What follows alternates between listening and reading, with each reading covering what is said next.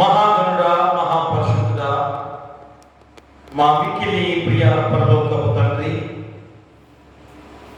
ఈ 40 రోజుల శిలువ శ్రమ ధ్యానాల్లో 32వ రోజులోకి నడిపిస్తున్నందుకు మీకే వేలాది స్తుతులు స్తోత్రాలు.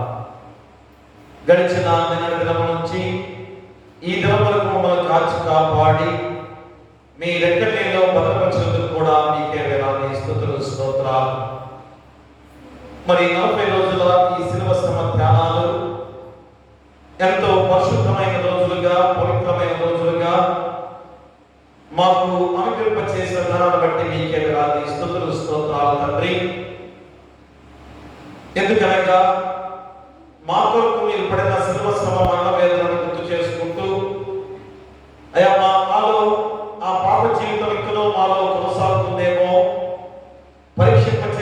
పరిశీలింప చేసుకొని ఆ పాత మొత్త జీవితాన్ని తీసివేసుకోవాల్సిన బాధ్యతలో ఈ 40 రోజుల శిలువ శ్రమ ధ్యానాలు మాకెంతో అవసరమైనవిగా ఉన్నాయనేది ఆయన ప్రతి ఒక్కరు కూడా గుర్తిరిగిన వారమే.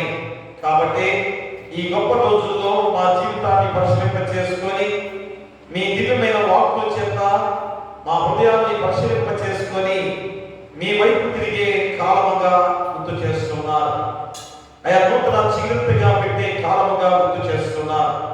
ఎందుకంటే వృక్షాలు సైతం కూడా నూతనంగా చిగురించి తన యొక్క పాత నూతన ఎండుటాకుల్ని రాల్చుకొని మళ్ళా తిరిగి ఎంత శక్తివంతమైన ఆకులుగా, ఎంత పచ్చగా అయినా మరి దీర్ఘకరంగా ఉన్నాయో, మరి మా జీవితాలు కూడా అలాగా చేసిన దేవాది దేవుడు కనుక అయ్యా మేము ఎలాంటి స్థితిలో ఉన్నామో గుర్తు చేసుకునే కాలమే ఈ లెంట్ ధ్యానాలు.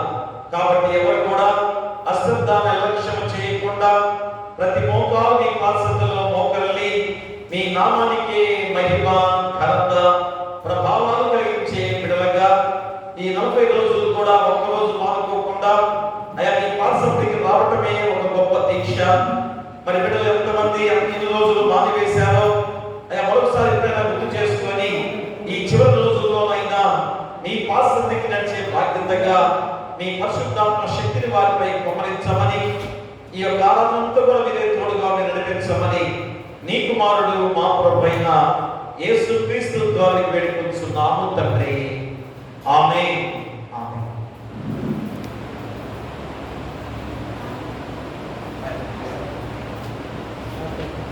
ఆంధ్ర క్రైస్తవ నమస్కరించి ఏ ముఖంబు తోడ వద్దు అని మాట్లాడుకుందాం.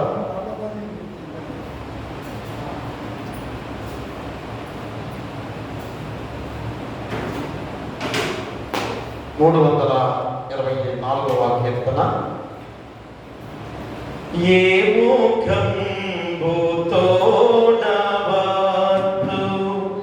యేసునాథ నీదు బ్రోలా, ఏ ముఖంబు తోడవద్దు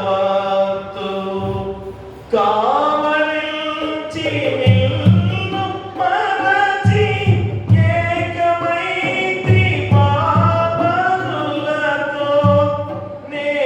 Oh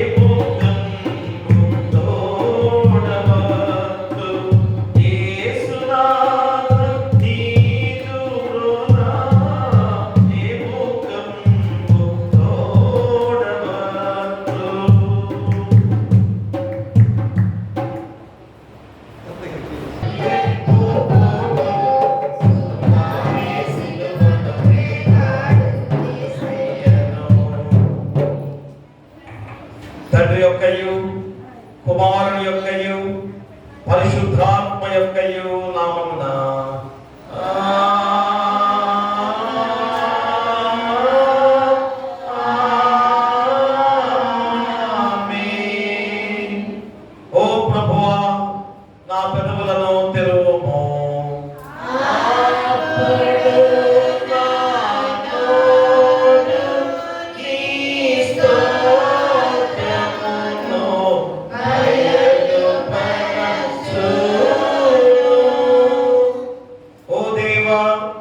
నన్ను విడిపించుటకు త్వరగా రమ్ము.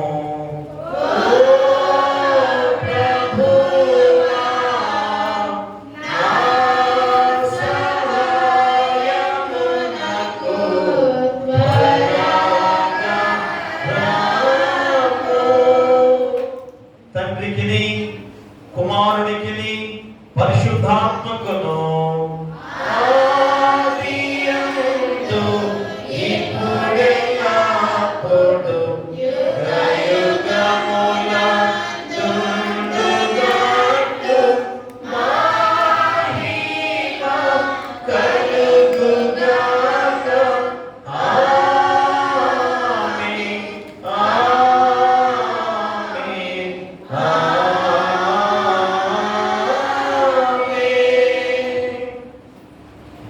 ఉత్తర పక్షురాలుగా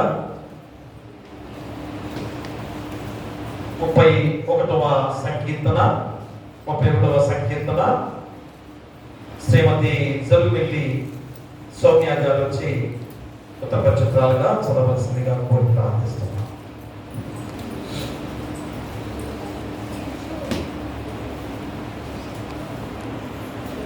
లెంట్లోని 32వ వారాంతం ఏర్పాటు చేయబడిన ఉత్తర పత్రికల లేఖన పాఠ్యభాగము కీర్తనల గ్రంథము 31వ అధ్యాయం.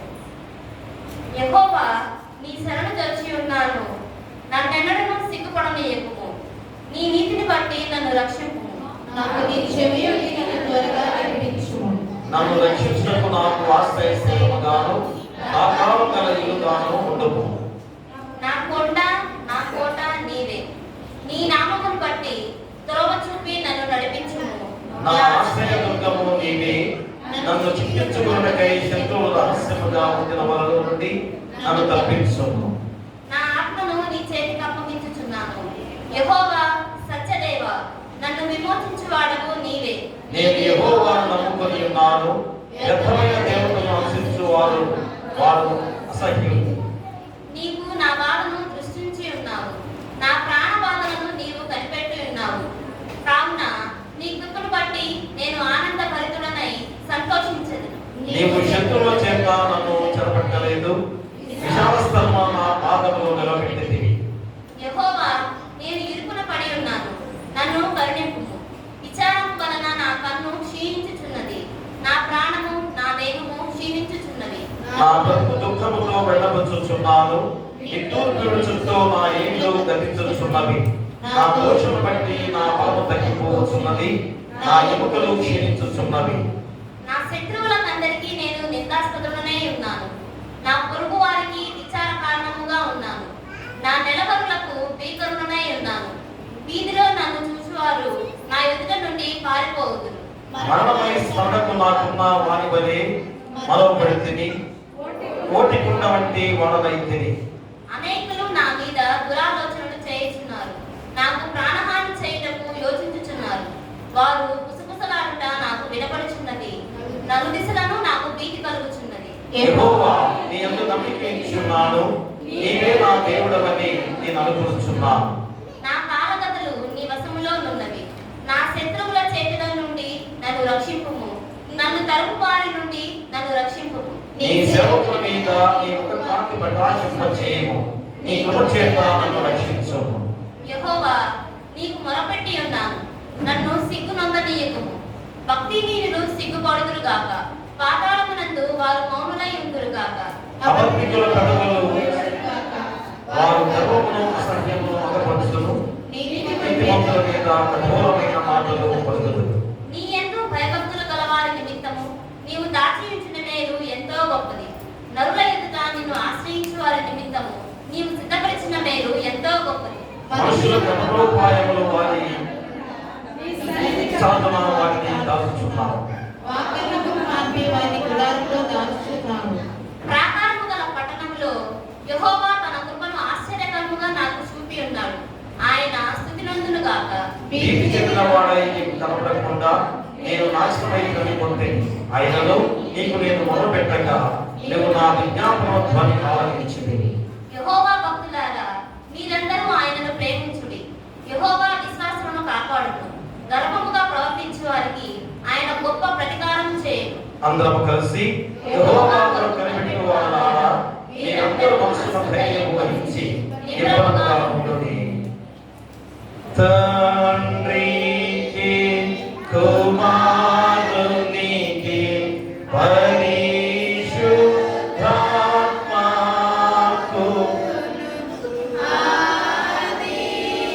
ఇప్పుడు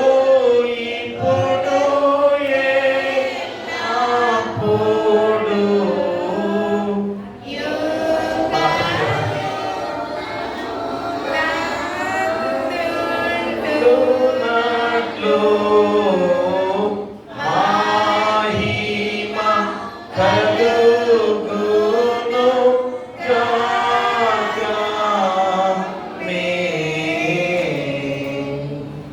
ఈ 40 రోజుల శిలువ శ్రమ ధ్యానంలో ప్రత్యేకమైన లేఖన భాగాలుగా అపోస్తలుడైన పౌలు ఫిలిప్పీయులకు రాసిన పత్రిక 1వ అధ్యాయము 1 నుంచి 11 వచనాలు 20 దాకా ఉన్నాయి. కానీ మరి ఎక్కువ సమయం లేదు కనుక 1 నుంచి 11 వచనాలు కుమారి కాండ్రు వాణి వచ్చి చదవలసిందిగా కోరి ప్రార్థిస్తున్నాను.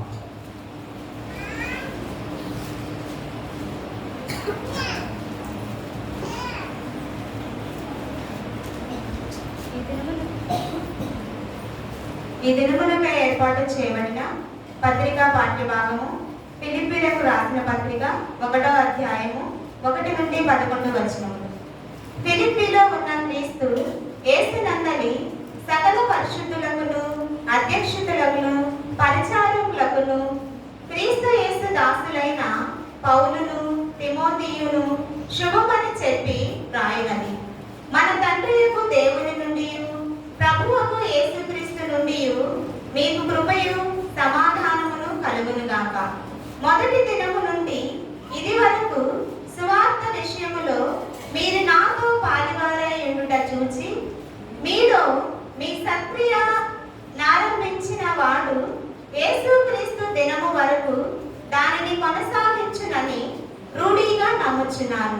కనుక మీ అందరి నిమిత్తము నేను చేయు ప్రతి ప్రార్థనలో ఎల్లప్పుడూ సంతోషముతో ప్రార్థన చేయించు నేను మిమ్మును జ్ఞాపకము చేసుకొనినప్పుడెల్లను నా దేవునికి కృతజ్ఞతాస్తుతులు చెల్లించుచున్నాను. నా బంధకముల ఎందును నేను సువార్త పక్షమున వాదించుట ఎందును దానిని స్థిరపరచుట ఎందును మీరందరూ ఈ కృపలో నాతో కూడా పాలివారై ఉన్నారు గనుక నేను మిమ్మును నా హృదయములో ఉంచుకొని ఉన్నాను. ఇందుచేత మిమ్మునందరిని గూర్చి ఇలాగు భావించుట నాకు ధర్మమే. క్రీస్తు యేసు యొక్క దయారసమును బట్టి మీ అందరి మీద నేనెంత అపేక్ష కలిగి ఉన్నానో దేవుడే నాకు సాక్షి. మీరు శ్రేష్టమైన కార్యములను వివేచింపగలవారగుటకు మీ ప్రేమ తెలివితోను సకల విధములైన అనుభవ జ్ఞానముతో కూడినదై అంతకంతకు అభివృద్ధి పొందవలననియు ఇందువలన దేవునికి మహిమయు స్తోత్రమును కలుగునట్లు మీరు యేసుక్రీస్తు వలనైన నీతి ఫలములతో నిండుకొనిన వారై క్రీస్తు దేహమునకు నిష్కపటులను నిర్దోషులను కావాలననియు ప్రార్థించుచున్నాను. ఇంతటితో పత్రికా పాఠ్యభాగము ముగించబడి ఉన్నది. ఓ ప్రభువా మమ్మను కనికరింపుము. దేవునికి స్తోత్రము కలుగును గాక. ఈరోజు హుస్సేన్ సమాజ వారం కనుక ఈ గురువారం ఉన్నాము. మరి పాస్టర్ గారు వాక్యాన్ని అందించే ముందు ప్రార్థనలో నడిపించడానికి శ్రీమతి జరుగులి ప్రమీల గారు వచ్చి ప్రార్థనలో నడిపించవలసిందిగా కోరి ప్రార్థిస్తున్నాను. ముద్రించుకోమని యేసయ్య పరిశుద్ధ నామములో అడిగి వేడుకొనుచున్నాము. ఆమేన్. ఆమేన్. దయచేసి కూర్చోండి. అన్నట్టు పాస్టర్ గారు వచ్చి వాక్యాన్ని అందించవలసిందిగా కోరి ప్రార్థిస్తున్నాను.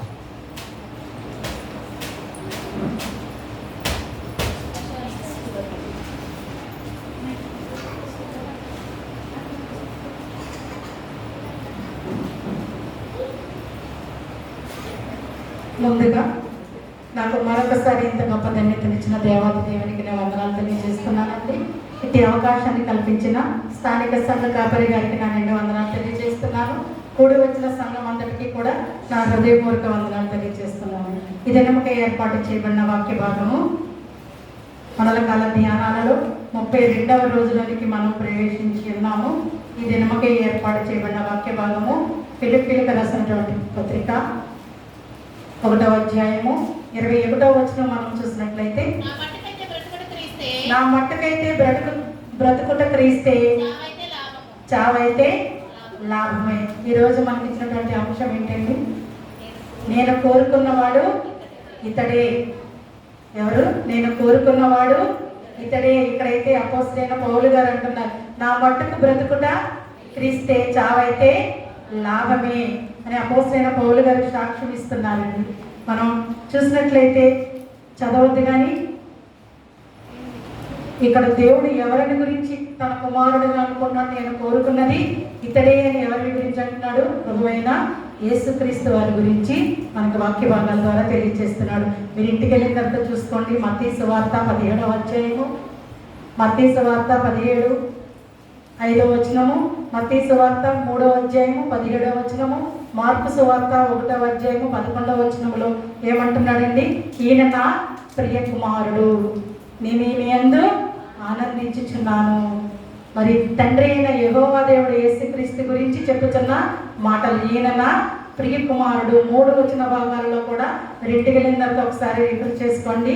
3:17, మత్తయి సువార్త 3:17, మత్తయి సువార్త 17వ అధ్యాయము 5, మార్కు సువార్త 1:11లో ఈయన నా ప్రియ కుమారుడు, నేను ఈయన యందు ఆనందించుచున్నాను అని చెప్తున్నాడు. నేను కోరుకున్నవాడు ఇతడే అని దేవుడు సాక్ష్యం ఇస్తున్నాడు. అందుకని ఇక్కడ అపోస్తలుడైన పౌలు గారు అయితే అంటున్నారు, పౌలు గారు అయితే బ్రతుకుట క్రీస్తే, చావైతే లాభమే. మృతులలో నుండి పునరుద్ధానములో కలిగి వెళ్ళని ఆయన శిలువ యాగము, నీ నా పాపముల నిమిత్తము ఆయన శిలువలో మన కొరకు తన ప్రాణాన్ని త్యాగం చేశాడు. మరి అంత గొప్ప దేవాతి దేవుణ్ణి మన పాపముల నిమిత్తము దేవుడు ఎంచుకున్నాడు. ఎవరిని ఎంచుకున్నాడండి? తన ప్రియమైన కుమారుని ఎంచుకున్నాడు. నేను కోరుకున్నది ఇతడే అని చెప్తున్నాడు. అంటే ఎవరిని ఎంచుకున్నాడంటే మన పాపముల నిమిత్తము ప్రభువైన యేసయ్యని ఎంచుకున్నాడు. మరి ఇంకా అపోస్తలుడైన పౌలు వారు అయితే సాక్ష్యం ఇస్తున్నారు, నన్ను దేవుడు ఎంచుకోవడం కాదు, నేను దేవుణ్ణి ఎంచుకొని ఉన్నాను. 3:10 వచనంలో మనం ఒకసారి చూసినట్లయితే ఫిలిప్పీలకు రాసిన పత్రిక 3వ అధ్యాయము చదవండి. ఏ విధము చేతనైనను మృతులలో నుండి నాకు పునరుద్ధానము కలగవలెనని ఆయన మరణ విషయములలో సమానుభవము గలవాడునై ఆయనను,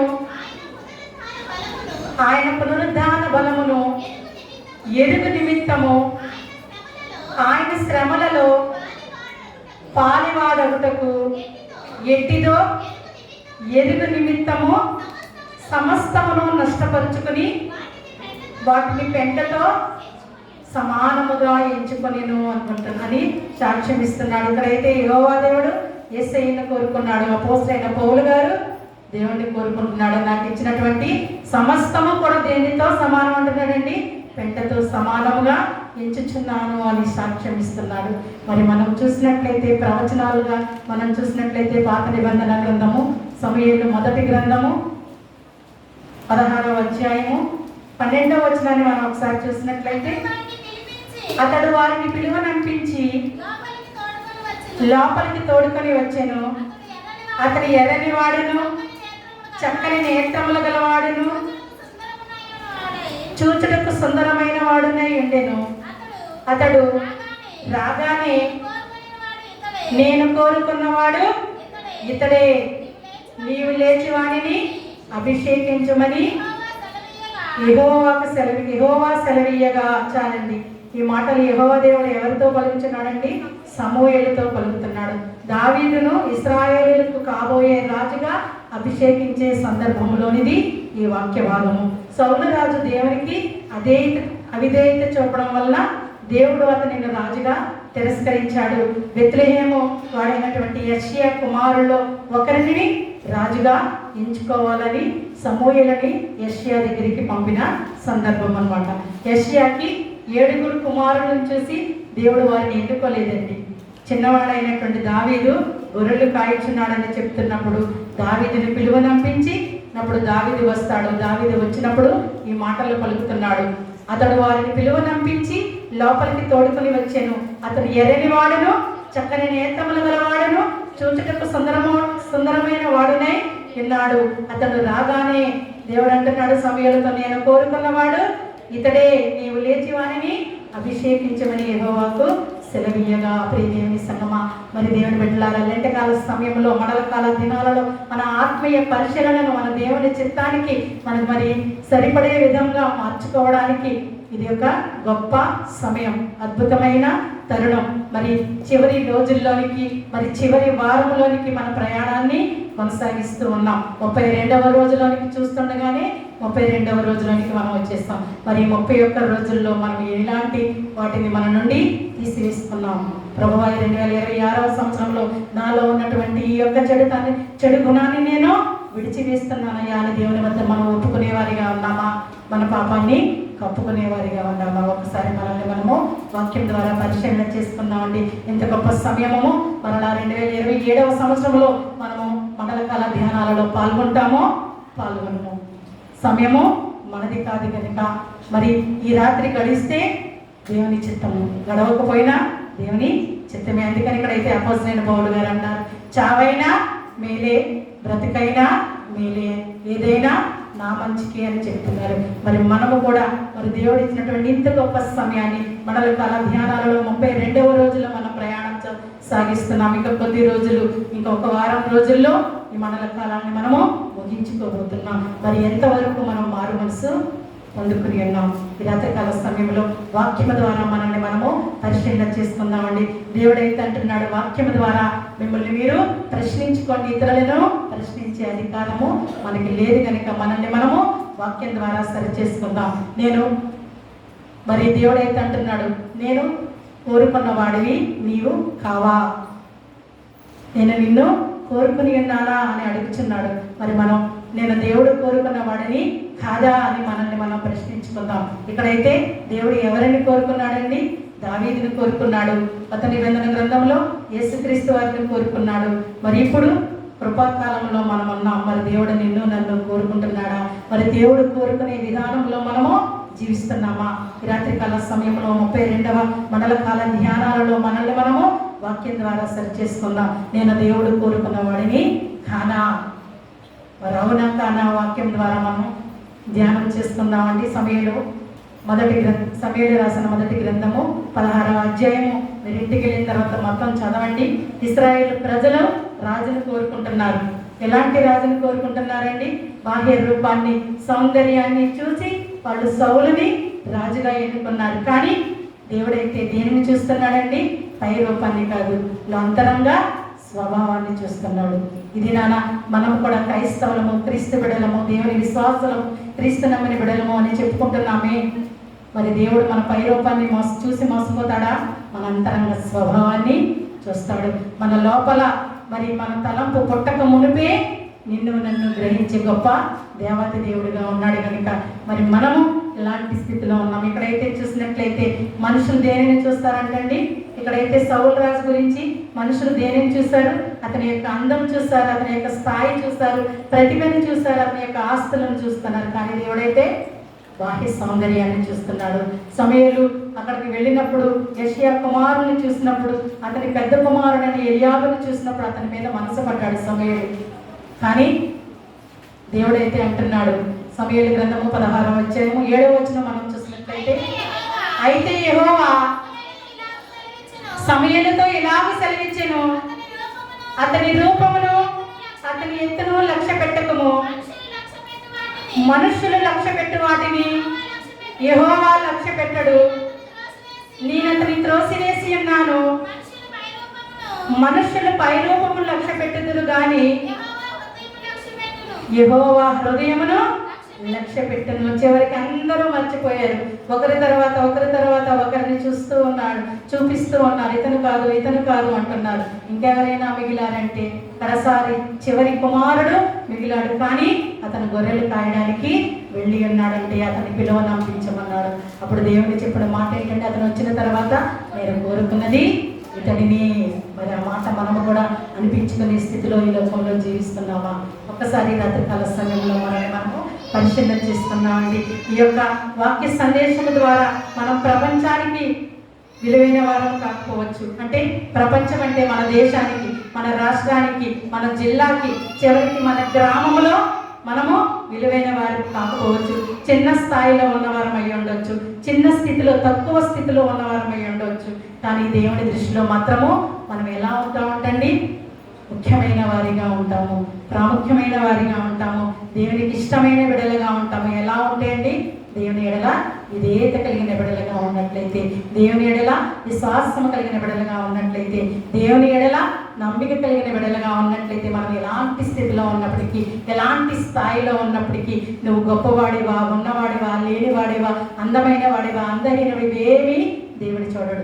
దేవుడు దేన్ని చూస్తాడండి? మన అంతరంగ స్వభావాన్ని దేవుడు చూస్తానంటున్నాడు. మరి మనం ఎలాంటి స్థితిలో ఈ లోకంలో జీవిస్తున్నాం? చూసినట్లయితే ఫిలిప్పీయులకు రాసిన పత్రిక 1వ అధ్యాయము 3 నుంచి 6 వచనాలు మనం ఒకసారి. మొదటి దినము నుండి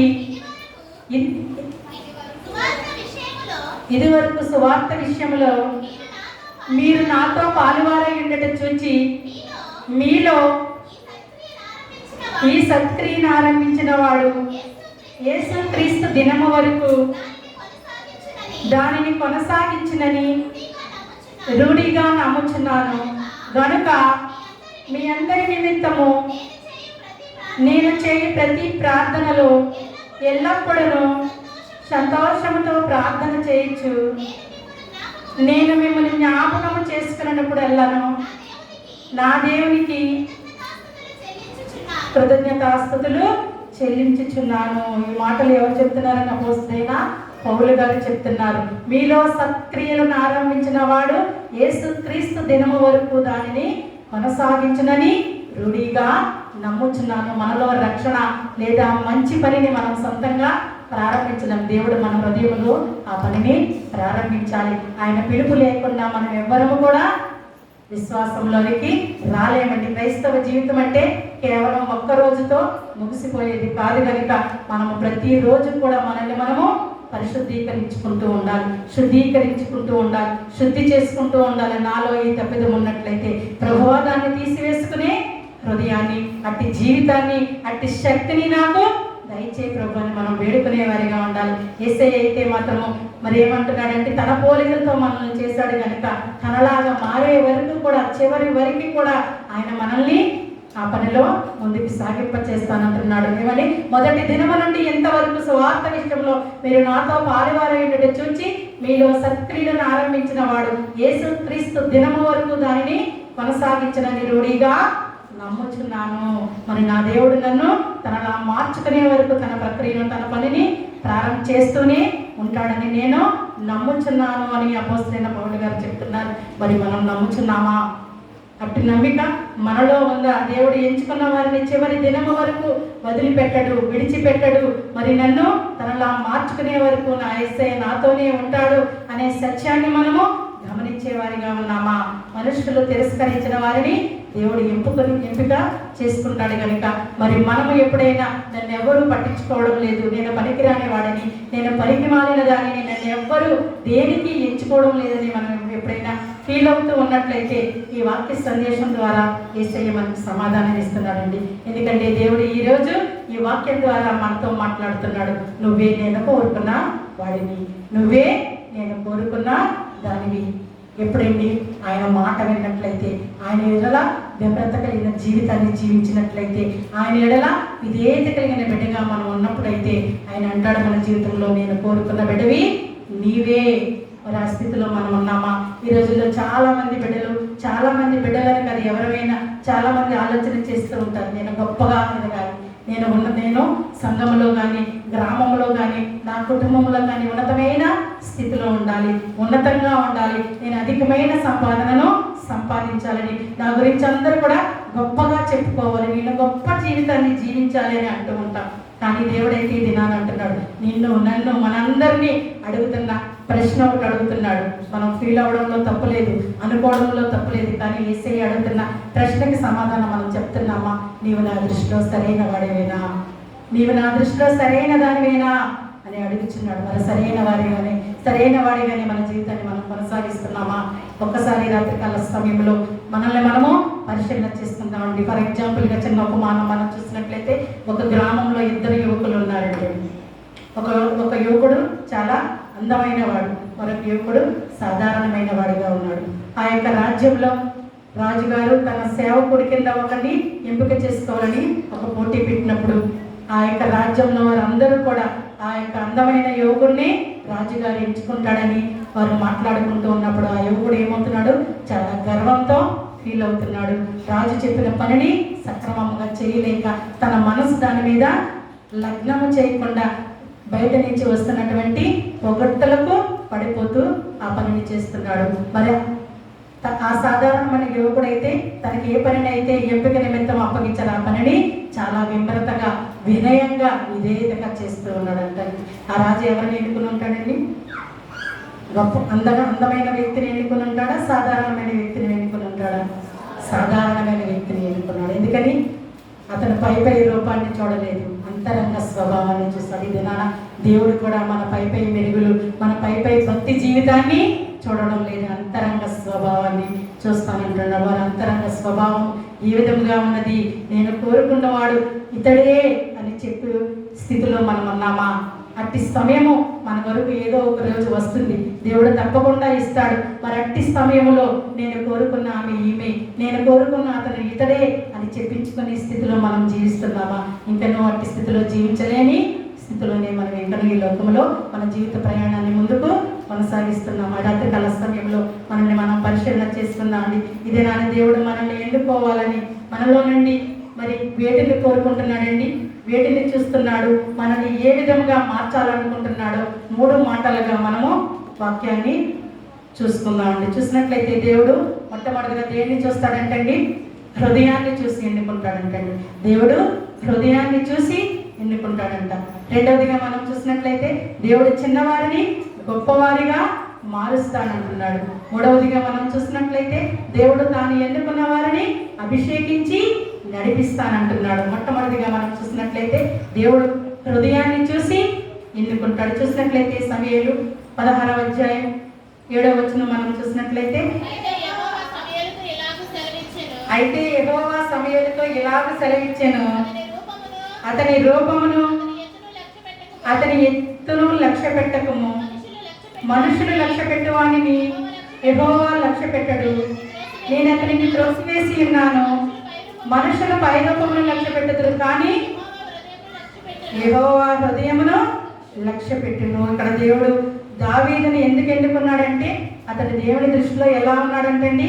వినయవంతుడిగా ఉన్నాడు, విశ్వాసం కలిగిన వాడిగా ఉన్నాడు, హృదయ శుద్ధి గల వాడిగా ఉన్నాడు. కనుకనే దావీదుని ఎన్నుకున్నాడు. అందుకనే కీర్తనకారుడైతే అంటున్నాడు, కీర్తనలు 51వ అధ్యాయం 17వ వచనం చదవద్దులండి. విరిగిన మనస్సే దేవునికి ఇష్టమైన వలుడు, దేవా విరిగి నలిగిన హృదయమును అలక్ష్యము చేయకము. విరిగిన మనస్సు దేవునికి ఇష్టమైన మనస్సు కనుక మరి విరిగి నలిగిన హృదయముతో, పశ్చాత్తాప హృదయముతో దేవుని ఎడల మనం తెలియక చేసిన పాపాలని దేవుని ఎడల ఒప్పుకునేవారిగా ఉన్నామా? ఒప్పుకునేవారిగా ఉన్నామా? ఒకవేళ ఒప్పుకునేవారిగా ఉన్నట్లయితే, శుద్ధమైన హృదయాన్ని కలిగి దేవుని నుండి విధేయత కలిగిన వారిగా ఉన్నట్లయితే, దేవుడు నిన్ను నన్ను చూసి కూడా నేను కోరుకున్న ఆమె ఈమె, నేను కోరుకున్న అతడు ఇతడే అని చెప్పడానికి సిద్ధంగా ఉన్నాడు. ఆ మాటను పొందుకోవడానికి మనము సిద్ధపాటు కలిగి ఉన్నామా? అపోస్తల కార్యములు 13వ అధ్యాయం 22వ వచనం మనం చూసినట్లయితే, తర్వాత అతనిని తొలగించి దావీదును వారికి రాజుగా ఏర్పరిచెను, మరియు ఆయన యెషయా కుమారుడైన దావీదును కనుగొంటిని, అతను నా ఇష్టానుసారుడైన మనుష్యుడు, అతడు నా ఉద్దేశములన్నీ నెరవేర్చునని చెప్పి అతనిని గూర్చి సాక్ష్యం ఇచ్చిన. మనం బయటికి మంచి వారిగా కనిపించవచ్చు, బయటికి భక్తి పరులుగా కనిపించవచ్చు, బయటికి దేవుని స్తుతించినట్లుగా కనిపించవచ్చు, కానీ దేవుడు దేన్ని చూస్తున్నాడండి? హృదయాన్ని చూస్తున్నాడు. దేవునికి ఇష్టమైన హృదయముగా మనం ఉంటున్నామా? దేవునికి ఇష్టమైన బిడ్డగా మనం ఈ లోకంలో జీవిస్తున్నామా? దేవుని ఎడల విధేయత కలిగిన బిడ్డగా మనం ఈ లోకంలో జీవించడానికి ప్రయత్నిస్తున్నామా? రాత్రి కళ్ళ సమయంలో మనల్ని మనము పరిశీలన చేసుకుందాము. దేవుడైతే దేన్ని చూసి ఎన్నుకుంటాడంటండి? హృదయాన్ని చూసి ఎన్నుకుంటాడంటే. రెండవదిగా చూసినట్లయితే దేవుడు చిన్నవారిని గొప్పవారిగా మారుస్తానంటున్నాడు. ఎలాంటి వారిని? నువ్వు ఎలాంటి స్థితిలో ఉన్నా కూడా నీ స్థాయిని నేను మారుస్తాను అంటున్నాడు. నీ స్థితిని నేను మారుస్తానని వాగ్దానం చేస్తున్నాడు. వాగ్దానం చేసిన దేవుడు నమ్మదగిన వాడు కనుక చూసినట్లయితే సమూయేలు మొదటి గ్రంథము 16వ అధ్యాయం 11వ వచనం మనం చూసినట్లయితే, ఈ కుమారులందరూ ఇక్కడ ఉన్నారా అని యెషయను అడగగా అతడు ఇంకనూ కడసారి వాడు ఉన్నాడు, అయితే వాడు గొర్రెలను కాయుచున్నాడని చెప్పాను. అందుకు సమూయేలు, నీవు వారిని పిలువనంపించుము, అతడు ఇక్కడికి వచ్చే వరకు మనము కూర్చుందామని యెషయతో చెప్పగా, దావీదు కుటుంబంలో చిన్నవాడు, ఆఖరివాడు, ఎవరికి అంత ముఖ్యుడు కాదు. మరియు ఆయన చేయుచున్న పని ఏంటండి? గొర్రెల కాపరిగా. కానీ దేవుడు అలాంటి చిన్నవాడిని ఎన్నుకుని ఏం చేశాడండి? రాజుగా చేశాడు. ఈ దినాన నిన్ను నన్ను కూడా ఆయన ఎన్నుకోవడానికి సిద్ధంగా ఉన్నాడు. ఆయన ఎన్నికలో నిలబడడానికి మనం సిద్ధపాటు కలిగి ఉన్నామా? ఇంకా నువ్వు సిద్ధపాటు లేని బిడ్డల వలె ఈ లోకంలో మనము జీవిస్తున్నామా? మనల్ని మనం పరిశీలన చేసుకుందాం అండి. మరి కొరింథీయులకు రాసిన మొదటి పత్రిక 1వ అధ్యాయం 22వ వచనం మనం 27వ వచనం మనం చూసినట్లయితే, ఏ శరీరియు దేవుని ఎదుట అతిశయింపకుండునట్లు జ్ఞానులను సిగ్గుపరచుటకు లోకములో నుండి వెర్రివారిని దేవుడు ఏర్పరచుకొని ఉన్నాడు. బలవంతులైన వారిని సిగ్గుపరచుటకు లోకములో బలహీనులైన వారిని దేవుడు ఏర్పరచుకుని. ఎవరిని ఏర్పరచుకున్నాడండి?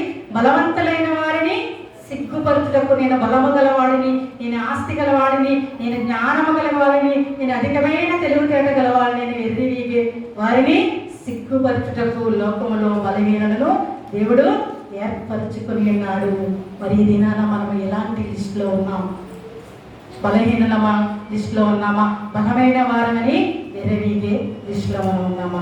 ఒక్కసారి మనల్ని మనము పరిశీలన చేసుకుందామండి. ఇంకా యాకోబు పత్రికాకారుడైతే అంటున్నాడు 2వ అధ్యాయం 5వ వచనంలో, నా ప్రియ సహోదరులారా ఆలకించుడి, ఈ లోక విషయంలో దరిద్రులైన వారిని విశ్వాసమందు భాగ్యవంతులుగాను, తనను ప్రేమించే వారికి తాను వాగ్దానం చేసిన రాజ్యములకు వారసులుగాను ఉండుటకు దేవుడు ఏర్పరచుకొనలేదా? సౌలు దేవుడికి అవిధేయుడయ్యాడు. దేవుడు రాజుని ఎన్నుకోవాలని నిర్ణయించుకున్నాడు. కొత్త రాజుని ఎన్నుకోవాలనుకున్నాడు. సమూయేలుని యెషయా ఇంటికి పంపించాడు. అందమైన బలమైన కుమారులు చూచి సమూయేలు ఆశ్చర్యపోయాడు. ఇతను ఎంచుకుంటాడు అని ఒక్కొక్కరిని చూపిస్తూ ఉన్నప్పుడు దేవుడైతే అంటున్నాడు, it's not him, never him. వాడు కాదు. మరి చివరిగా ఎవరిని చూపించాడండి? దావీదుని చూపించాడు. As he is one I wanted. ఇతనే నాకు కావలసిన వాడు, ఇతనే నేను కోరుకున్నవాడు, ఇతనే నేను ఏర్పరచుకున్నవాడు, ఇతనే ఈ యొక్క రాజ్యానికి రాజుగా అభిషేకించుమని సమూయేలుతో చెప్తున్నాడు. మరి ఈ దినాన చిన్నవారిగా, పేదవారిగా, తక్కువ స్థాయిలో భావించబడే వారిగా మనల్ని మనం తక్కువ వారిగా ఎంచుకున్నప్పుడు మన హృదయాన్ని దేవుడు చూస్తున్నాడు. మన హృదయం విధేయతలతో దేవుని ఎడల పరిశుద్ధంతో ఉన్నట్లయితే నిన్ను నన్ను ఎంచుకోవడానికి దేవుడు సిద్ధంగా ఉన్నాడు. మరి అట్టి హృదయాన్ని మనం కలిగి ఉన్నామా? రాత్రి కాల సమయంలో మనల్ని మనం పరిశీలన చేసుకుందాం. చివరిదిగా 3వదిగా మనం చూసినట్లయితే దేవుడు తాను ఎన్నుకున్న వారిని అభిషేకించి నడిపిస్తాడు. సమూయేలు మొదటి గ్రంథము 16వ అధ్యాయము 13వ వచనం మనం చూసినట్లయితే,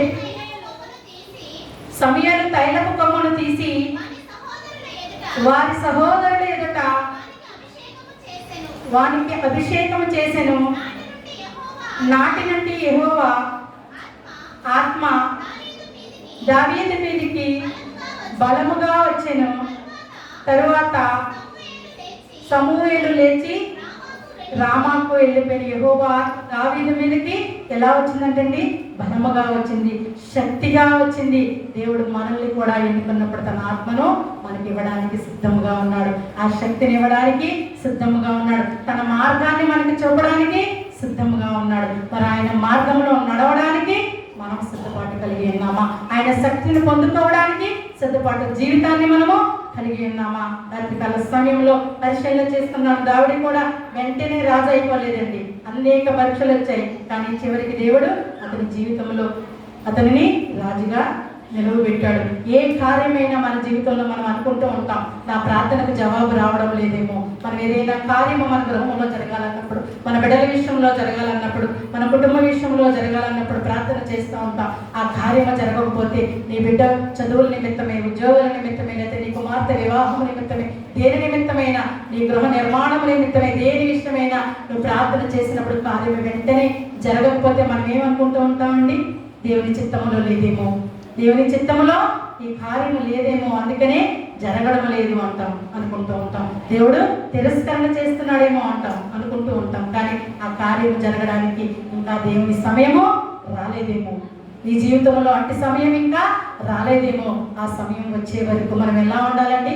నిరీక్షణ కలిగినటువంటి బిడ్డల వలె ఉండాలి. దేని నిమిత్తం మనం ప్రార్థన చేస్తున్నా అది చేయడానికి దేవుడు సిద్ధంగా ఉన్నాడు కనుక, ఆ కార్యము సఫలం చేయడానికి సిద్ధంగా ఉన్నాడు కనుక, వెంటనే ప్రతిఫలం రాకపోతే నాకు రాలేదేమో, దేవుడు నా ప్రార్థన ఆలకించలేదేమో, దేవుడు నన్ను తిరస్కరించాడేమో అనుకోకుండా ఆ సమయం ఇంకనూ నా జీవితంలో రాలేదేమో, ఆ సమయం వరకు నేను వేచి చూచేవారిగా ఉండాలని అనుకోవాలి. చివరిదిగా మనం చూసినట్లయితే రోమపత్రిక 8వ అధ్యాయము 28వ వచనం మనం చూసినట్లయితే, దేవుడు ప్రేమించే వారికి అనగా ఆయన సంకల్పం చొప్పున నిలబడిన వారికి మేలు కలుగుటకి సమస్తమును సమకూడి జరుగుతున్నవని మనం ఎరుగుదాము. సమస్తమును సమకూడి జరుగుతున్నవని మనం ఎరిగేవారిగా ఉండాలి. మనం ఇందాక చదువుకొని ఉన్నాం. మన ఈ రోజు వాక్యము ఫిలిప్పీలకు రాసి చదవద్దు. ఫిలిప్పీలకు రాసిన మొదటి పత్రిక 9 నుంచి 11 వచనాల్లో మనం చూసినట్లయితే దేని నిమిత్తమే ఏంటండి? ప్రేమ, జ్ఞానము, నీతి పెరుగుట గురించి మనం ఆ వాక్య భాగాల్లో చూస్తూ ఉన్నాం. ఇంకా మనం చూసినట్లయితే యోహాను సువార్త 15వ అధ్యాయం 16వ వచనం కూడా చదవద్దండి.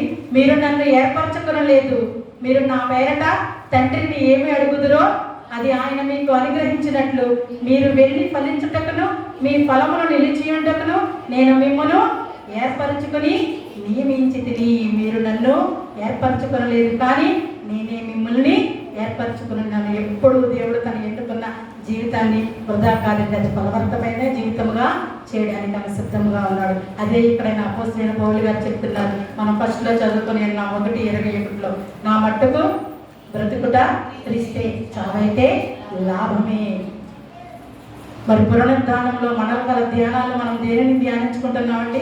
మన పాపాల నిమిత్తము సిలువలో మరణానికి పాత్రుడైన యేసయ్యను మనం కేవలం నా కొరకే కదా, ఏ పాపం ఎరుగని ఆ దేవాతి దేవుని ప్రియాతి ప్రియమైన కుమారుడు కేవలం నేను చేసిన పాపముల నిమిత్తమే కదా, నా కొరకే కదా తన ప్రాణాన్ని సిలువకు అప్పగించాడు. మరి అసలు మన పాపాలను తీసివేయడానికి యెహోవా దేవుడు ఎవరిని ఎంచుకున్నాడండి? యేసయ్యను ఎంచుకున్నాడు. ఇతనే నేను కోరుకున్నవాడని. మరి కన్య మరి గర్భాన ఆయన్ని జన్మింపచేశాడు, పరిశుద్ధుడిగా మరి ఆయన్ని జన్మింపచేశాడు. మరి ఆయన బిడ్డలుగా మనము కూడా పరిశుద్ధులుగా ఉండాలని దేవుడు ఆశపడుతున్నాడు కనుక మరి ఆయననే దేవుడు కోరుకుని ఉన్నాడు. కానీ ఇక్కడైతే అపోస్తలుడైన పౌలు గారు అయితే దేవుణ్ణే కోరుకుంటున్నాడు. చావైనా బ్రతికైనా నాకు లాభమే. మీరు ఇంటికి వెళ్ళిన తర్వాత చదువుకోండి 3వ అధ్యాయం 1 నుంచి చివరి వరకు అపోస్తలుడైన పౌలు గారు చెప్తున్న మాటలు చాలా భావగర్భతంతో చెప్పిన మాటలుగా ఉన్నాయి. ఇంటికి వెళ్ళిన తర్వాత చదవండి. ఇక్కడ మనం చూసుకున్నట్లయితే 3:10 వచనం మనం చూసినట్లయితే, సమయం కొంచెం ఎక్కువైంది, ఏమనుకోవద్దు. ఏ విధము చేతనైనను మృతులలో నుండి నాకు పునరుద్ధానము కలగవలెనని ఆయన మరణ విషయంలో సమానుభావము గలవాడనే ఆయనను ఆయన పునరుద్ధానమును ఎరుగు నిమిత్తము ఆయన శ్రమలలో పాలువాడవుటకు ఎట్టిదో ఎరుగు నిమిత్తము సమస్తమును నష్టపరుచుకుని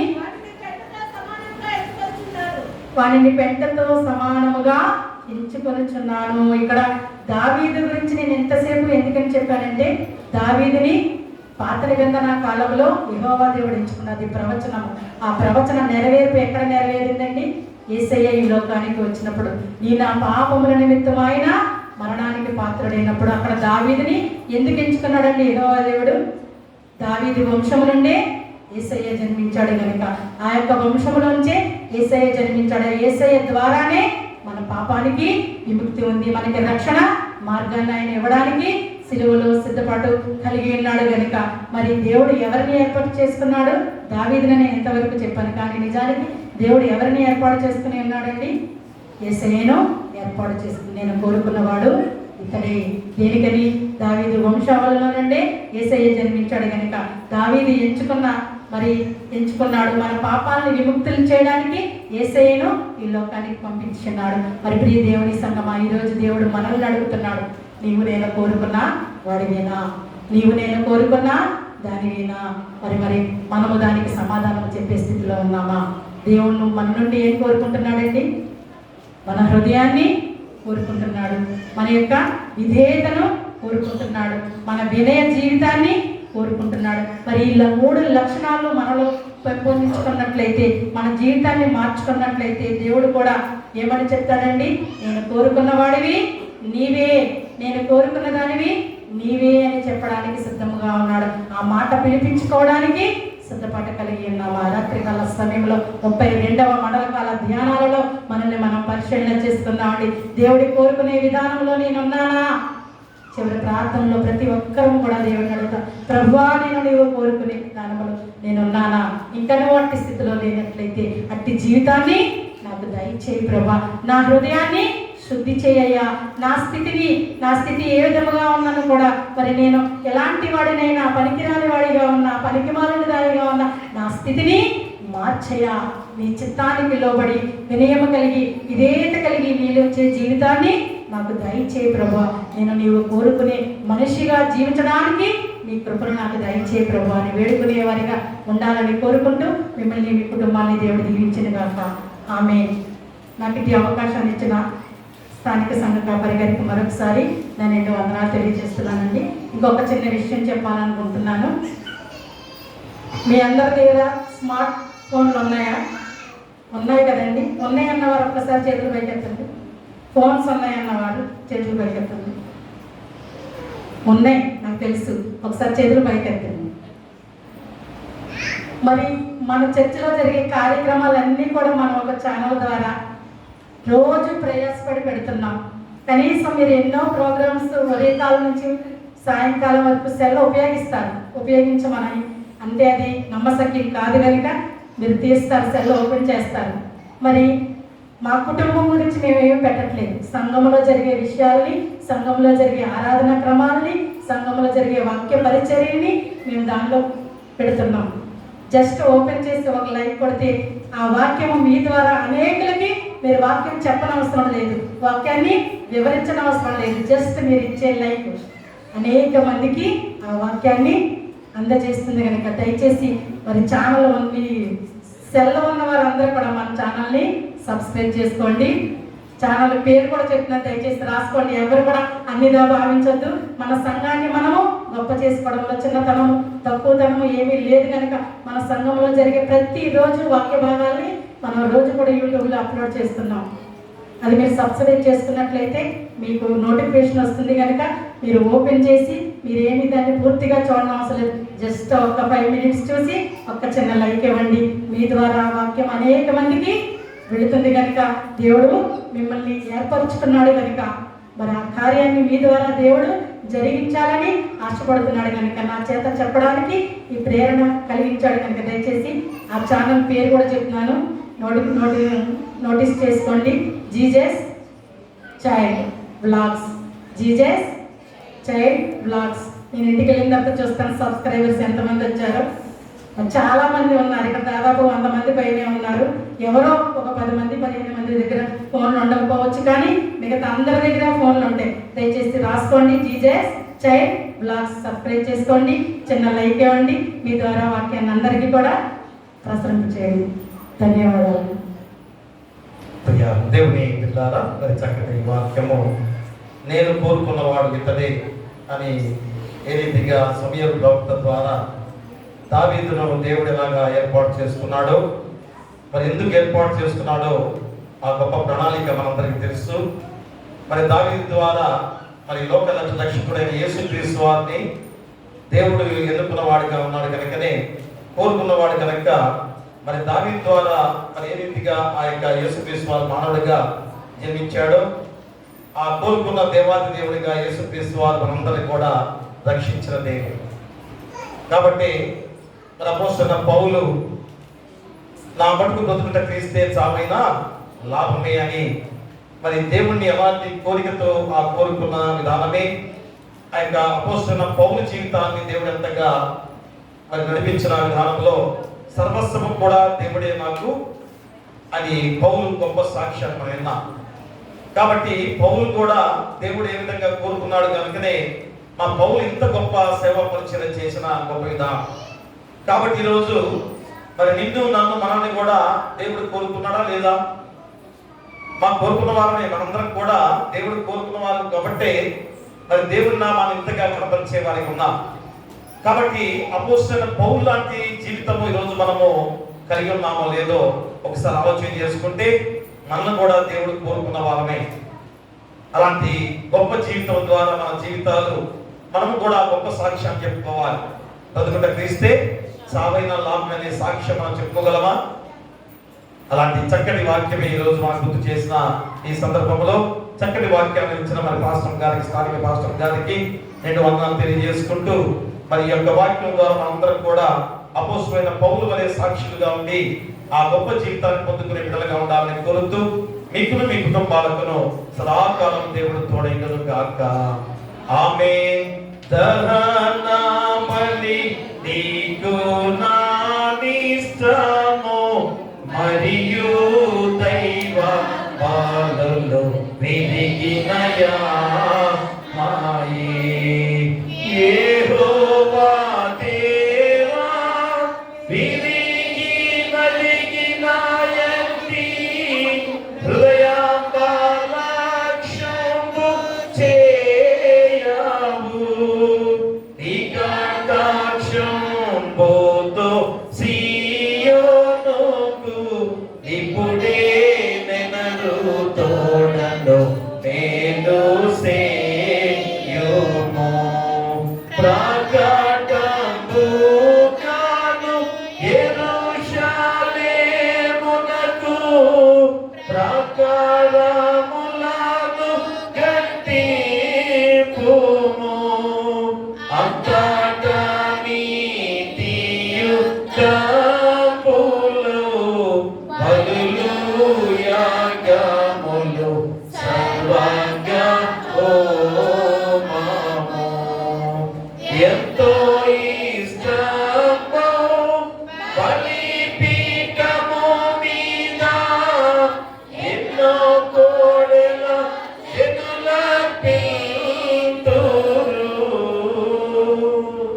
దయచేసి కూర్చోండి. ఈరోజు సేవ సమాజం కనుక మరి కానుకలు సమర్పించుకుందాం. మన దేవుని మహాకృప ద్వారా మనం ప్రతి శుక్రవారం కూడా మరి గుడ్ ఫ్రైడే మహాశుక్రవారంగా ఒక సాదృశ్యంగా మనందరం కూడా మరి భక్తి శ్రద్ధలతో 3 గంటల వరకు కూడా దేవుని సన్నిధిలో గడుపుతున్నాం. ఎందుకంటే మన జీవితాలు ఎలాంటి స్థితిలో ఉన్నాయో లోకంలో మరి మనముగా ప్రతి ఒక్కరం కూడా దేవుని నామములో 3 గంటల వరకు కూడా ధ్యానం చేస్తూ దేవునికి మొదలుపెట్టుకునే గొప్ప సమయము. మన దేవాది దేవుడు మన కొరకు శిల్వ యాగంగా అర్పించుకొని మనం రక్షించిన దేవుడిగా ఉండగా మనము ఎలాంటి స్థితిలో ఉన్నామో గుర్తు చేసుకునే గొప్ప రోజుగా మరి రేపు మనము శుక్రవారము 3 గంటల వరకు కూడా దేవుని సన్నిధిలో గడపబోతున్నాం. మరి ప్రభరాత్రి భోజన సంస్కారం కూడా ఉంది కనుక ప్రతి ఒక్కరు కూడా సిద్ధపాటుతో రావాల్సిందిగా కోరి ప్రార్థిస్తున్నాం. మరి 3 గంటల తర్వాత ప్రేమ విందు ఏర్పాటైంది. మరి దానికి మన ఐరపోలు రాజేష్ గారు, సంగపెద్ద గారు, వారి కుటుంబం తరఫున వారి పంచాయతీ కుటుంబాల్లో ఉన్నవారు కుటుంబాలుగా వారి భోజనాలు ఏర్పాటు చేసి ఉన్నారు కనుక మరి వారిని వారి కుటుంబాన్ని దేవుడు దీవించును గాక. అలాగనే మా పాంప్లెట్స్ ఎవరైనా ఆ పాంప్లెట్ ముద్రల కొరకు ఎవరైనా కాల్ ఇచ్చేవారంటే ఇవ్వచ్చు. అది సింగిల్ ప్రింటే కనుక 1500 2000 మధ్యలో ఉంటుంది. కనుక ఎవరైనా ఇచ్చేవారికే దయచేసి ఇవ్వదలుచుకోండి. రేపే ఆఖరి సమయం కనుక దయచేసి ఎవరైనా ఇచ్చేవారంటే ఇవ్వాల్సిందిగా కోరి ప్రార్థిస్తున్నాం. ప్రార్థన చేసుకుందాం. అందరూ కూడా మోకరిల్లవలసిందిగా కోరి ప్రార్థన చేస్తున్నాం. ప్రార్థిద్దాము. మహాగరుడా, మహాపరిశుద్ధుడా, మా మిక్కిలి ప్రియ పరలోకపు తండ్రి, మనకు గొప్ప సమయముగా ఈ పరిశుద్ధ మా హృదయాలు నింపబడుతూ వాక్యానుసారంగా జీవించే ధన్యత మాకు అందింపచేస్తున్నారు. అయ్యా, వాక్యమే ప్రాధాన్యము, వాక్యమే మాకు జీవాధారమై ఉండగా ఖచ్చితంగా వాక్యాన్ని గ్రహించుకునే వారిగా ఉండాల్సిన బాధ్యతలను కూడా మళ్ళా గుర్తు చేస్తున్నారు. ఏ విధంగా ఏర్పాటు చేసి అయా కోరుకున్న వాడిగా ఉన్న రక్షకుడిగా ఉన్న యేసుక్రీస్తు వారి ద్వారా అయా మమ్మల్ని రక్షించిన దేవాది దేవుడు తండ్రి, అందుకని ఒక గొప్ప ప్రణాళికతో ఆనాడు తండ్రి ఆయన దావీదును ఎలా ఏర్పాటు చేస్తున్నారో మాకు గుర్తు చేస్తున్నారు. మిగతా 7 కూడా ఎంతో బలవంతులే, శక్తివంతులే, అయినా కానీ వారు కాదు చూడవాడిగా దావీదు ఆయన ఏర్పాటు చేసుకున్న గుర్తు చేస్తున్నారు. ఫిలిప్పీ సంఘమంతా కూడా దేవుని ఎలాగా విశ్వసించిన వారికి ఉన్నారు. అపోస్తలుడైన పౌలు కూడా నేను కోరుకున్న వాడు ఇతడే అని గొప్ప సాక్ష్యము తండ్రి. ఎందుకంటే నా మటుకు బ్రతుకున్న క్రీస్తే సామైన లాభమే అని అంత గొప్ప తీర్మానము. ఎందుకంటే వాడే అదృష్ట కలిగిన వాడే ప్రతి విషయంలో కూడా గొప్పవాడుగా అతను వస్తుంటే అందరూ భయపడేవాడే. కానీ ప్రతిది కూడా దేనికి కూడా దేని పనికి రాదు. దేవుడే నాకు కావాలి, దేవుడే నేను కోరుకున్నవాడని ప్రతిది కూడా పెట్టతో సమానంగా ఎంచుకొని ఎంత గొప్ప సాక్ష్యంతో ఆయన రోజు అపోస్తలుడైన పౌలు నాడు మాకు గుర్తు చేస్తున్నారు. కాబట్టి దేవుడు కూడా కోరుకున్నవాడు అపోస్తలుడైన పౌలే. కాబట్టి దమస్కు మార్గంలో ప్రయాణం చేస్తున్నప్పుడు ఏ విధంగా వెలుగుతో పౌలుని ఎంచుకున్నారు తండ్రి. కాబట్టి ఈ రోజు అపోస్తలుడైన పౌలుని ఎంచుకున్నాడా, దావీదును ఒక్కడినే ఎంచుకున్నాడా? కాదు నాయనా. ఈ రోజు మేమందరం కూడా మీరు కోరుకున్న వారే, క్రీస్తు వారిగా మేము కోరుకున్న వారమే కనుక మా కొరకు శిలువ ఆత్మగా అర్పించుకొని ఎంతగా రక్షించిన దేవాది దేవుడు. కాబట్టి యేసుక్రీస్తు వారికి ఎంత ప్రేమతో మనందరం కూడా కోరుకున్నవాడు. మరి ఆ కోరుకున్న వారు మేమందరం కూడా ఎలాంటి విశ్వాసముతో దేవుని కోరుకునే వారిగా ఉన్నాం. కాబట్టి ఈరోజు ఆ వాక్యము, చక్కని వాక్యం ద్వారా మా జీవితాలను నెరవేర్చుకున్న గొప్ప విధానంలో 3 అంశాల ద్వారా మా గుర్తు చేస్తున్నారు. ఏమిటి? కోరుకున్న వారందరూ కూడా వారి హృదయాలు ఎలా ఉండాలి, దేవుడు హృదయాన్ని చూసి ఎన్నుకుంటాడని గుర్తు చేస్తుండగా, రెండవది దేవుడు చిన్నవారిని గొప్పవారిగా మార్చే దేవుడిగా ఉన్నాడని, దేవుడు తాను ఎన్నుకున్న వారిని అభిషేకించి నడిపిస్తారని కూడా వాగ్దానం చేసిన గొప్ప మాటలు. ఈ 3 అంశాలు ఏ విధంగా నెరవేర్చబడి ఆనాడు దావీదును ఎలాగా ఎంచుకున్నారు. కానీ దావీదు ద్వారా ఏం సాధ్యమైంది? సర్వలోకంలో ఉన్న మనుషుల్ని రక్షించిన వాడిగా ఉన్నాడా? కాదు తండ్రి.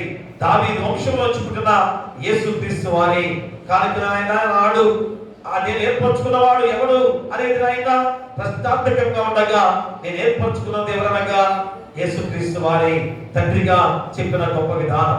కాబట్టి ఆయన మేమందరం కూడా దేవుని యందే విశ్వాసం ఉంచే వారిగా ఉంచడానికి ఆ విన్న వాక్యాన్ని ఫలింపి చేసి ఆ వాక్యాన్ని వెలుగుగా చేసుకున్న వెలుగు గృహాల్లో ఆపాదించుకునే బాధ్యత బిడ్డలు దయచేయండి.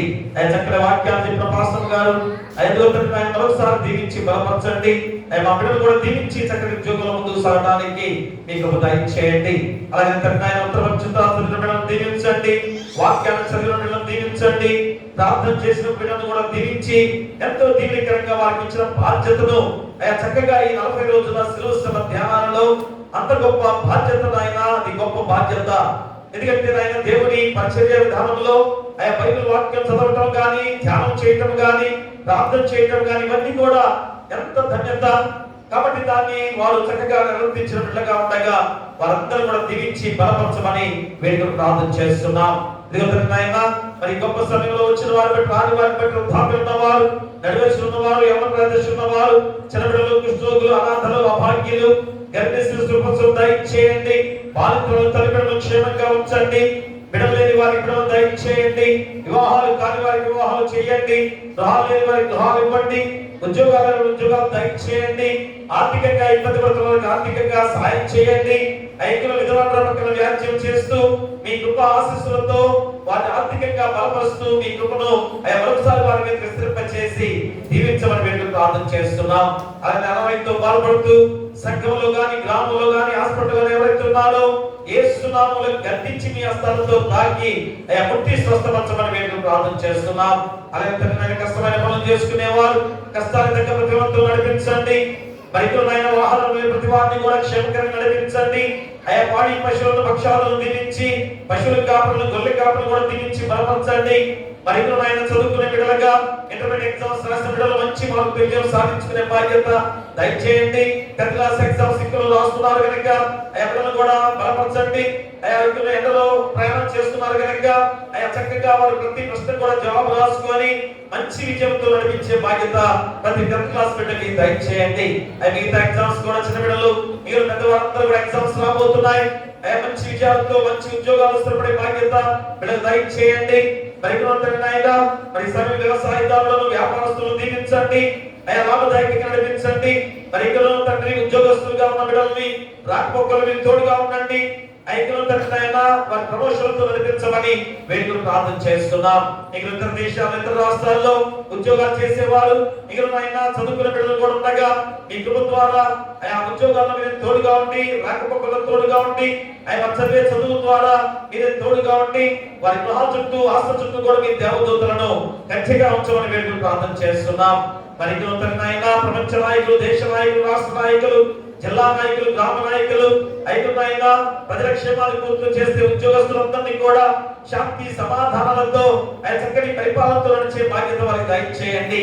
ఎందుకంటే యుద్ధ ఆందోళనము అంత నష్టపరుస్తుంది ప్రపంచాన్ని. మరొకసారి వారి దహించుకొని యుద్ధాన్ని శాంతిగా సమాధానంగా ఇద్దరు కూడా మరి శాంతితో నడిచే బాధ్యత వారికి దయచేయండి. యుద్ధాన్ని ఆఫ్ చేయమని వేడుకలు ప్రార్థన చేస్తున్నాం. ఎందుకంటే అందరూ కూడా మీ బిడ్డలే కాబట్టి ఎవరు కూడా నష్టపోకుండా తిరిగి మళ్ళా అందరూ కూడా సహోదర ప్రేమతో నడిచే బాధ్యతగా ప్రతి ఒక్కరిని కూడా ముందుకు నడిపించమని వేడుకలు ప్రార్థన చేస్తున్నాం. మరి గొప్ప సమయంలో మా నూతన దేవాలయ నిర్మాణ విషయంలో మరోసారి మేము ప్రార్థన చేస్తున్నాం. అంతకన్నా గొప్ప దేవాలయం నిర్మాణం కావాలి. అది అందరూ కూడా సంఘానికి అదొక బాధ్యత. ఎందుకంటే అమ్మవారి ఎంతో శోధించింది కనుక ఐకమత్యాన్ని చెడగొట్టింది కనుక ఖచ్చితంగా అందరూ కూడా పెద్దవారందరూ కూడా సంఘం ఉన్న వారందరూ కూడా ఏకమై ఒక్క తాటి మీదకి వచ్చి ఆ నూతన దేవాలయ నిర్మాణము ముందుకు కొనసాగే బాధ్యత దైత్యమని ప్రార్థన చేస్తున్నాం. అలాగే డిలేడి గారిని సంఘపెద్దలను కులపెద్దలను పిసిసి వారిని సలవాలను దీవించి ఆయా సంఘాన్ని ఐకమత్యంలో అభివృద్ధిలో నడిపించే బాధ్యత దైత్యమని ప్రార్థన చేస్తున్నాం. అలాగే రేపటి దినంలో శుక్రవారముగా 3 గంటల వరకు మీ పాసతలో ధ్యానం చేయబోతుండగా మీ పరిశుద్ధాత్మ శక్తిని కుమ్మరించండి. ఉపవాసాలతో 3 గంటల వరకు కూడా మీ ధ్యానంలో ఉండబోతున్నారు తండ్రి. అట్టి వారిని శక్తిని, బలాన్ని, ధైర్యాన్ని ఇచ్చి నడిపించమని వేడుకలు ప్రార్థన చేస్తున్నాం. దేని కొరకు వారు ఉపవాస దీక్ష చేయబోతున్నారో దాన్ని నెరవేర్చమని వేడుకలు ప్రార్థన చేస్తున్నాం. అలాగే దీక్ష తీసుకున్న బిడ్డల విషయంలో కూడా ప్రార్థిస్తున్నాం. చివరి రోజుల్లోకి వస్తున్నారు. బిడ్డల తండ్రి నాయన 40 రోజుల ఈ దీక్ష మాకు ఎంత మేలు చేసింది అని ఇప్పుడే తీర్మానం చేసుకోవాలి. ఎందుకంటే కుటుంబాలు ఎంత సంతోషంగా ఉన్నాయి, కుటుంబాల్లో ఎంత గొప్ప కార్యాలు జరుగుతున్నాయి. 40 రోజులు కాదు తండ్రి, ఈ 40 రోజులు ప్రారంభ రోజులుగా ఇక గడిచిన రోజులన్నీ కూడా వారి జీవితాంతం కూడా అలాంటి పరిశుద్ధమైన పవిత్రమైన జీవితాలతో నడిచే బాధ్యత బిడ్డగా దయచేయండి. ఎలాంటి శోధన గురి కాకుండా కాపుదలతో నడిపించే బాధ్యత బిడ్డగా దయచేయమని సమర్పించిన ఈ కానులు బట్టి వారిని వారి కుటుంబాలని 30 60 ఫలింపచేయమని అత్యధిక ఆశీర్వాదాలు నిండుగా మెండుగా మా సంఘంపై మా గ్రామంపై కుమ్మరించమని నాయన మరి పాలయ్య గారు ఆదమయ్య గారి కుటుంబాన్ని బట్టి పాస్ గారికి మంచి ఆరోగ్యాన్ని దయచేయండి. పాస్టర్ గారికి వారి బిడ్డలు కూడా దీవించి ఆశీర్వదించి బలపరిచి ఏ శోధన రానికుండా మీరు భద్రపరచుకొని ఇక్కడ సంఘంలో ఎలాంటి శోధన రానియకుండా ప్రతి కుటుంబంలో గృహంలో అద్భుతమైన కార్యాలతో నడిచే బాధ్యతగా మీ పరిశుద్ధాత్మ శక్తిని కుమ్మరించమని నీ కుమారుడు మా ప్రభువైన యేసుక్రీస్తు ద్వారా వేడుకొంచున్నాము తండ్రి. ఆమేన్. పరలోకమందున మా తండ్రి, నీ నామం పరిశుద్ధపరచబడును గాక, నీ రాజ్యం వచ్చును గాక, నీ చిత్తం పరలోకమందు నెరవేర్చును భూమి యందు నెరవేరును గాక. మనదిన ఆహారం నేడు మాకు దయచేయము. మా అపరాధము చేసిన వారిని క్షమించున్న ప్రకారం మా అపరాధములను క్షమించుము. శోధనను దుష్టులను తప్పించుము. రాజ్యమును, శక్తియు, మహిమయు నిరంతరము నీవై ఉన్నవి.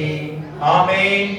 మన ప్రభువైన యేసుక్రీస్తు ప్రేమ, మన తండ్రి దేవుని కృప, పరిశుద్ధాత్మ అన్యోన్య సహవాసము ఈ 40 రోజుల శిలోత్సవ ధ్యానాల్లో 32వ రోజు నేను కోరుకున్నవాడు ఇతడే అని ఆయన తండ్రి అయిన యెహోవా దేవుడు కుమారుడుగా యేసుక్రీస్తు వారిని ఎలాగ ఎంచుకున్నాడో ఈ రోజు మమ్మల్ని కూడా యేసుక్రీస్తు వారు ఎంచుకోబట్టే సిలువ త్యాగం ద్వారా రక్షించిన దేవాది దేవుడు.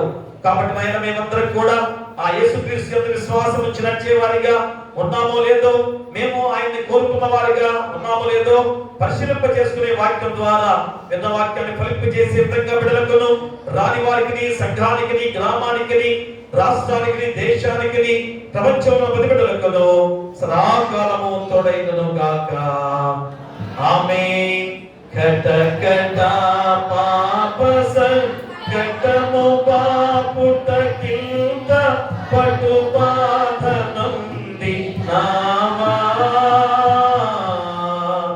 ఎటువంటిది ప్రేమ, ఎటువంటిది శాంతమెటులవ దిల్తు స్వామి, ఎటువంటిది ప్రేమ, ఎటువంటిది శాంతమెటులవ దిల్తు స్వామి, ఏ పాప వెరుగని యో పావన మూర్తి పాపవి మోచకుండా,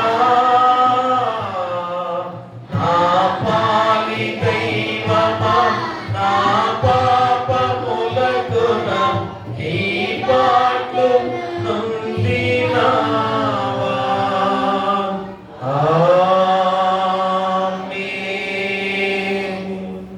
దేవనండి వందనందరికీ ఉన్నారమ్మా. God bless you. దయచేసి రేపు పదకొండు కాలాలు ఉంది. ఆర్కెస్ట్రాలో చక్కగా మరి పాట పాడేవారు ముందుగా రావాల్సిందిగా కోరి ప్రార్థిస్తున్నాం.